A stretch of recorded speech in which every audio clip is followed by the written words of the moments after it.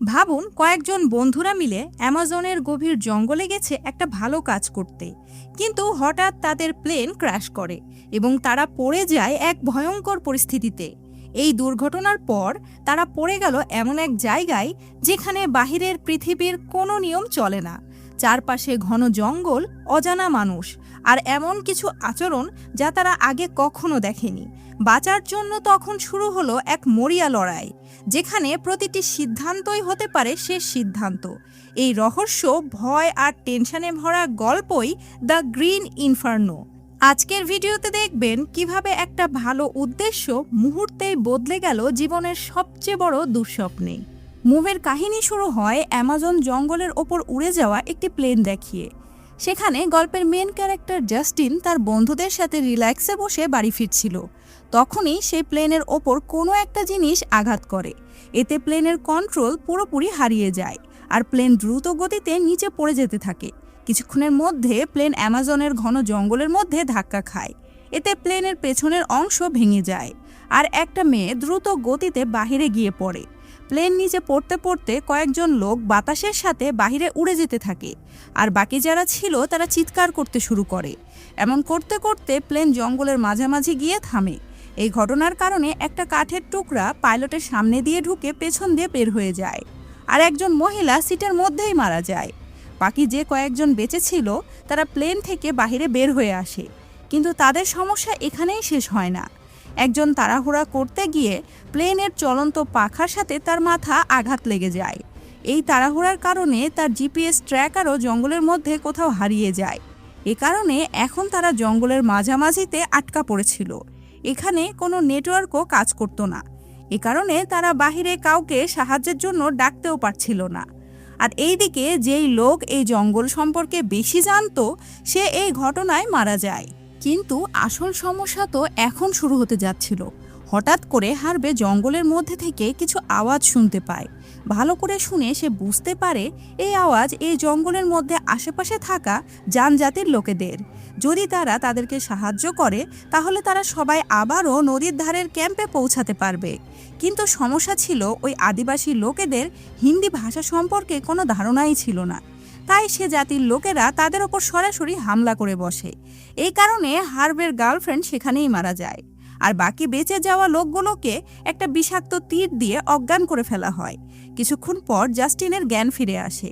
তখন সে দেখে তাকে একটা কাঠের নৌকায় রাখা হয়েছে, আর সেই জাতির লোকেরা নৌকা চালাচ্ছে। ভয় পেয়ে জাস্টিন তার হাতের বাঁধনটা খোলার চেষ্টা করে, কিন্তু যখনই সে আদিবাসী লোক এটা বুঝতে পারে তখন তার ওপরে অনেক বেশি চিৎকার করে। পুরোপুরি কালো রঙের এই লোক মানুষ খাওয়া জাতির লোক ছিল।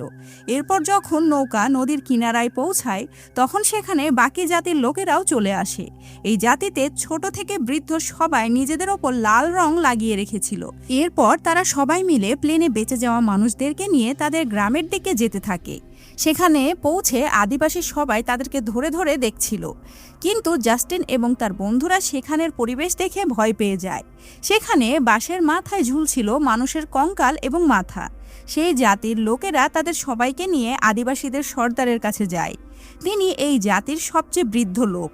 এই লোকের কথা এই জাতির লোকেরা অক্ষরে অক্ষরে পালন করত। এই বুড়া লোকটা যখন তার লাঠি মাটিতে আঘাত করে তখন চিল্লাতে থাকা আদিবাসী লোকেরা একেবারেই শান্ত হয়ে যায়। এরপর ওই লোকটা প্লেন থেকে বেঁচে যাওয়া মানুষদের কাছে যায় আর তাদেরকে একজন একজন করে খুব ভালো করে দেখতে থাকে। এরপর সে তাদের ভাষায় কিছু একটা বলে। জাস্টিন এবং তার বন্ধুরা এটার মানে বুঝতে পারে না এবং একে অপরের দিকে তাকিয়ে থাকে। এরপর তাদেরকে নিয়ে গিয়ে একটি খাঁচায় বন্দি করে রাখা হয়। খাঁচার বাহিরে আদিবাসীদের ভিড় ছিল। তারা জাস্টিন এবং তার বন্ধুদেরকে এমনভাবে দেখছিল যেন মনে হচ্ছিল তারা কোনো পশু, আর এখনই তাদেরকে শেষ করে খাওয়া শুরু করবে। কিন্তু এই মোটা ছেলেটার ভাগ্য এদের সবার মধ্যে সবচেয়ে খারাপ ছিল। এরপর তার কাছে একজন বৃদ্ধ মহিলা একটা মাটির পাত্রের মধ্যে কিছু অদ্ভুত পানি নিয়ে এসে তাকে জোর করে খাইয়ে দেয়। এরপর তাকে একটা পাথরের ওপর শুইয়ে দেওয়া হয়। তার হাতের বাঁধনও খুলে ফেলা হয়। এরপর তাকে অনেক কয়েকজন মিলে ভালো করে ধরে নেয়। তখন সেখানে আদিবাসীদের সর্দার আসে, আর সে মোটা ছেলেটার চোখ উঠিয়ে তৃপ্তি করে খেতে শুরু করে। এরপর তার জিভটাও কেটে নেয়। এরপর সে কালো রঙের লোকটা আসে আর এক এক করে মোটর হাত পা সব কিছু কেটে নেয়। এটা দেখে মনে হচ্ছিল বেশি মোটা হওয়াও ভালো না, কারণ যদি কখনো এমন কোনো লোকেদের হাতে পড়ে যেতে হয় তাহলে হয়তো মোটা লোকেদেরকেই সবার আগে বেছে নেওয়া হয়। এরপর এই মোটোটাকে রান্না করার প্রস্তুতি নেওয়া হয়। তাকে এখন খাওয়ার জন্য উপযুক্ত করা হচ্ছিল। কিছুক্ষণের মধ্যেই রান্না করা মাংসের গন্ধ পুরা এলাকার মধ্যে ছড়িয়ে পড়ে, আর আদিবাসীদের বাচ্চারাও এটা খাওয়ার জন্য অপেক্ষা করতে থাকে। অন্যদিকে জাস্টিন আর তার বন্ধুরা এসব দেখে আরও বেশি হতাশ হয়ে যায়। তারা বুঝতে পারে তারা কোন ভয়ঙ্কর জায়গায় ফেঁসে গেছে, আর এখান থেকে বের হওয়া সম্ভব না। কিন্তু তাদের মধ্যে হার্বে শান্ত ছিল। সে তার পকেট থেকে মোবাইল বের করে নেটওয়ার্কের জন্য ট্রাই করছিল, যাতে কারো কাছে সাহায্য চাওয়া যায়, কিন্তু এতে কোনো কাজ হয় না। আদিবাসীদের লোকেরা যেভাবে বসে মাংস খাচ্ছিল সেটা দেখে মনে হচ্ছিল সাধারণ মানুষদের মধ্যে যখন দাওয়াত দিয়ে খাওয়ানো হয় তখন বিষয়টা এমন দেখায়, কিন্তু পার্থক্য এতটুকুই ছিল, তাদের খাওয়া মাংসটা ছিল মানুষের। এই এলাকার আদিবাসীরা শূকর এবং গরুও পালন করত। এর পাশাপাশি তারা মানুষদেরকেও বন্দি করে রাখত। সেখানেই তারা খেত এবং তাদের প্রয়োজন সারত। কিন্তু রাত হতে হতে আদিবাসী লোকেরা ঘুমিয়ে পড়ে, কারণ এখানে বিদ্যুতের কোনো ব্যবস্থা ছিল না। অন্ধকার কাটানোর জন্য তারা আগুন জ্বালিয়ে রেখেছিল। এটা দেখে আটকা পড়ে থাকা লোকেরাও পালানোর প্ল্যান করতে শুরু করে। দাড়িওয়ালা লোকটা বলে যদি তাদের কাছে জিপিএস ট্র্যাকার থাকতো তাহলে তারা বাহির থেকে সাহায্য চাইতে পারত। তখন হার্বে বলে এসবের কোনো লাভ নেই, কারণ আদিবাসীরা সব দিক থেকেই পাহারা দিচ্ছে। যখনই ওই মোটুর মাংস খাওয়া শেষ হয়ে যাবে তখনই তারা আমাদেরকেও শেষ করে ফেলবে।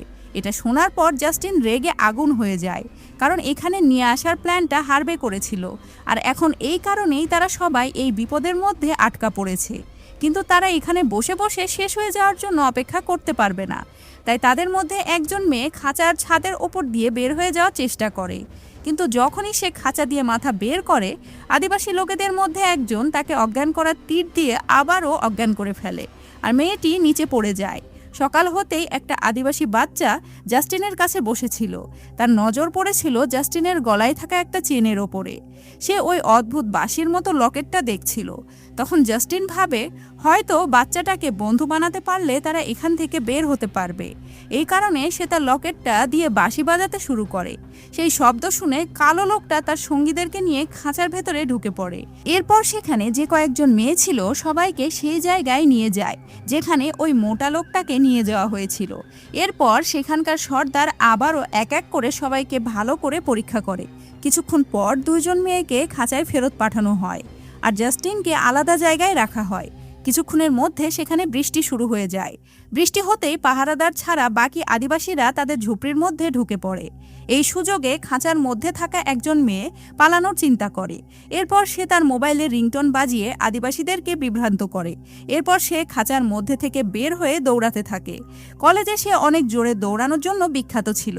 এ কারণে সে পিছলা এবড়ো-থেবড়ো জায়গা দিয়েও সহজেই দৌড়ে পালিয়ে যায়। তখনই সে নদীর পাড়ে একটা কাঠের নৌকা দেখতে পায়। এরপর সে নৌকায় উঠে পালিয়ে যায়। বৃষ্টি থামার পর জাস্টিনকে আদিবাসীরা আবারও সেই খাঁচায় এনে রাখে।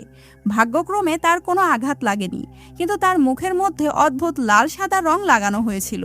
তারা কেউ বুঝতে পারছিল না এটার মানে কি, এমনকি হার্বেও সম্পূর্ণভাবে কনফিউজড ছিল।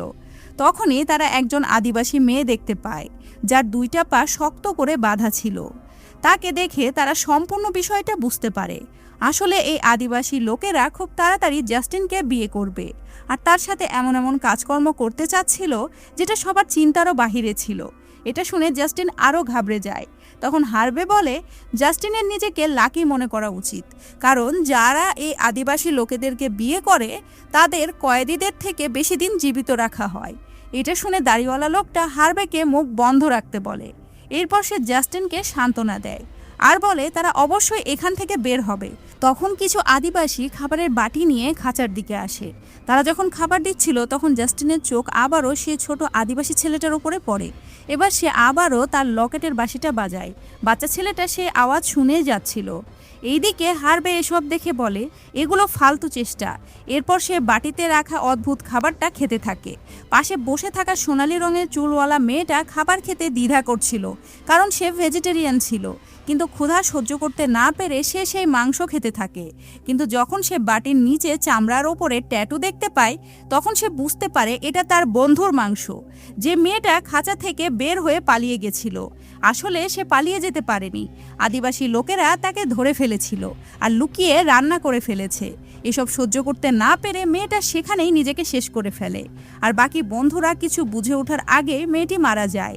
কিন্তু তারা চাচ্ছিল না মেয়েটির এইভাবে চলে যাওয়া বিফলে যাক, তাই তারা নেশার কিছু পাতা লাঠির মাধ্যমে মেয়েটার মুখের ভেতরে দিয়ে দেয়। তারা এটা ভাবে যদি আদিবাসী লোকেরা এটিকে খেয়ে ফেলে তাহলে পুরো জাতি নেশায় ডুবে যাবে, কিন্তু আদিবাসী লোকেরা এটা বুঝতে পারে না। এরপর সেখানে কালো রঙের লোকটা আসে আর মেয়েটিকে ছোট ছোট করে কেটে রান্না করতে শুরু করে। কিছুক্ষণের মধ্যে মাংসের গন্ধ চারদিকে ছড়িয়ে পড়ে। কিছু কিছু আদিবাসী মাংস খেয়ে অদ্ভুত আচরণ করতে শুরু করে। সুযোগ বুঝে জাস্টিন আর দাড়িওয়ালা লোকটা খাঁচা থেকে বাহিরে বের হয়ে আসে। কিন্তু যখনই আরেকটি ছেলে বের হতে আসছিল, তখনই হার্বে তাকে বিষাক্ত তীর দিয়ে অজ্ঞান করে ফেলে, যাতে হার্বেকে আদিবাসীর প্রথম শিকার না হতে হয়। জাস্টিনের কাছে তাকে বাঁচানোর মতো সময় ছিল না, এ কারণে তারা দ্রুত সেখান থেকে পালিয়ে যায়। কিছুক্ষণ পর অজ্ঞান হয়ে যাওয়া ছেলেটা যখন চোখ খোলে, তখন সে দেখে দুইজন আদিবাসী তার সামনে বসে আছে। তারা এখনও নেশাগ্রস্ত ছিল। ছেলেটি মনে করে এখনও সে হয়তো এখান থেকে পালাতে পারবে, কিন্তু এই আদিবাসীরা মাংস খেয়ে অভ্যস্ত হয়ে গেছিল। তাই তাদের মধ্যে একজন হঠাৎ করে সেই ছেলেটির হাত খেতে শুরু করে।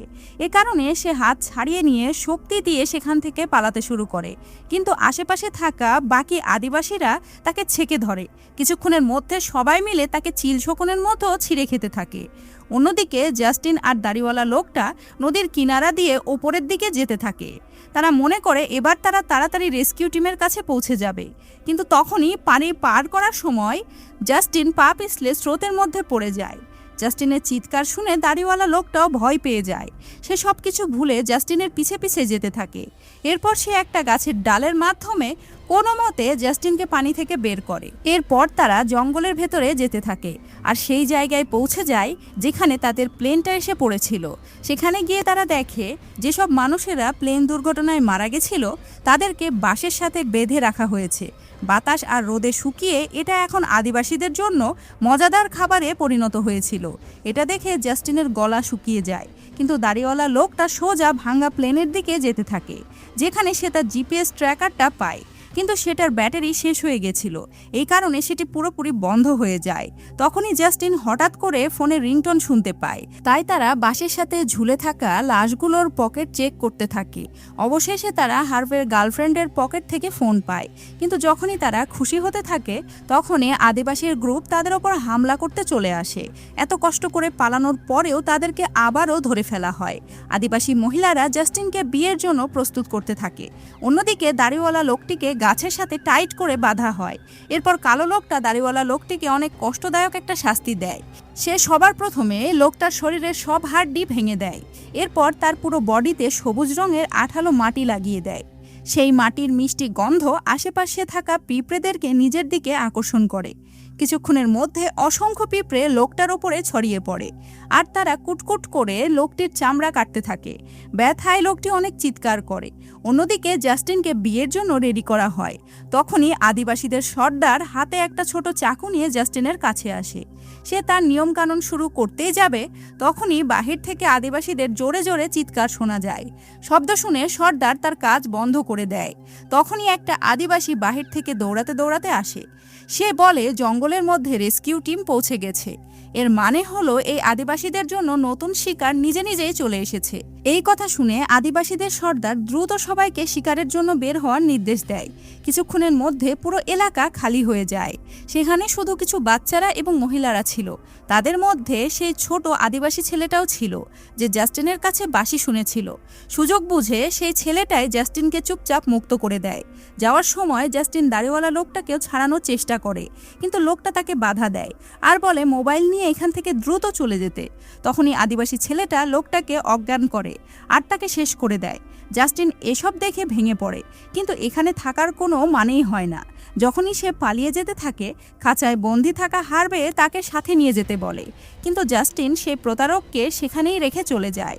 সে আদিবাসী ছেলেটা জাস্টিনকে গিয়ে রাস্তা দেখাতে দেখাতে এলাকা থেকে অনেক দূরে নিয়ে যায়। তার সাহায্যে জাস্টিন খুব দ্রুত এই জঙ্গল থেকে বাইরে বের হয়ে যাচ্ছিল, কিন্তু যাওয়ার আগে জাস্টিন এই ছেলেটিকে তার বাঁশিওয়ালা লকেটটা উপহার হিসেবে দিয়ে যায়। কিন্তু নদী পার করার সময় আদিবাসী লোকেরা তাকে আবারও দেখে ফেলে, কিন্তু সেই সময় সেখানে একটা চিতাবাঘ ছিল। আদিবাসী লোকেরা চিতাবাঘকে শুভ মনে করত। যখন তারা দেখলো সেই চিতাবাঘ জাস্টিনের ওপর হামলা করলো না, তখন তারাও জাস্টিনের পিছু নেওয়া বন্ধ করে দেয়। নদীর অপর কিনারায় যেতে জাস্টিন ভয়ঙ্কর এক লড়াই দেখতে পায়, যেখানে আদিবাসীরা এবং রেস্কিউ টিম লড়াই করছিল। রেস্কিউ টিমের কাছে অনেক সংখ্যক সরঞ্জাম ছিল, তাই আদিবাসীরা অনেক বেশি সংখ্যায় মারা যেতে শুরু করে। জাস্টিন ভুল করে এর মাঝে পড়ে যায়, কিন্তু মৃত আদিবাসীদেরকে দেখে তার মাথায় একটা বুদ্ধি আসে। সে তার মোবাইলটা বের করে রেস্কিউ টিমকে দেখাতে থাকে। রেস্কিউ টিমকে বোঝাতে থাকে সে এই আদিবাসীদের সঙ্গী না, তাই কেউ তাকে মারবে না। মোবাইল দেখে কমান্ডার জাস্টিনকে রেস্কিউ টিমের হাতে তুলে দেয়, আর তারা আদিবাসীদের সাথে যুদ্ধ বন্ধ করে দেয়। কিন্তু হেলিকপ্টারে ওঠার সময় একজন লোক জাস্টিনকে জিজ্ঞেস করে, কেউ কি আর বেঁচে আছে? তখন জাস্টিন বলে, না, শুধুমাত্র আমিই বেঁচে আছি, বাকি সবাই মারা গেছে। এরপর তাকে সুরক্ষিত তার বাড়িতে পৌঁছে দেওয়া হয়, আর হার্বে সারা জীবনের জন্য সে আদিবাসীদের এলাকায় আটকা পড়ে থাকে। এই ঘটনা খুব দ্রুতই পুরো দুনিয়ায় ছড়িয়ে পড়ে। এতে জাস্টিন অনেক ফেমাস হয়ে যায়, কিন্তু সে কখনোই কাউকে এটা বলে না তার বন্ধুদের মৃত্যু প্লেন ক্র্যাশের জন্য না, আদিবাসীদের জন্য হয়েছিল। বরং সে দুনিয়াকে এটাই বলেছিল, প্লেন ক্র্যাশ হওয়ার পরে যদি সে আদিবাসীদের সাহায্য না পেত, তাহলে সে সেখানেই মারা যেত। এটা সে এই জন্যই করেছিল যাতে আদিবাসীদের বংশ বিলুপ্ত না হয়ে যায়। এরপর একদিন রাতে যখন সে ঘুমাতে যাবে, তখন তার কাছে হার্বের বোনের ফোন আসে। জাস্টিনকে সে বলে সে স্যাটেলাইটের মাধ্যমে অ্যামাজনের জঙ্গলে একজনকে দেখতে পেয়েছে, যার পুরো শরীর কালো রঙে মাখা, কিন্তু যার চেহারা হার্বের সাথে মিল আছে। এর মানে এটা পরিষ্কার, হার্বে এখন আদিবাসীদের নতুন কালো কষাই হয়ে গেছে। আর এই সাসপেন্সের মাধ্যমেই এই মুভি এখানেই শেষ হয়ে যায়।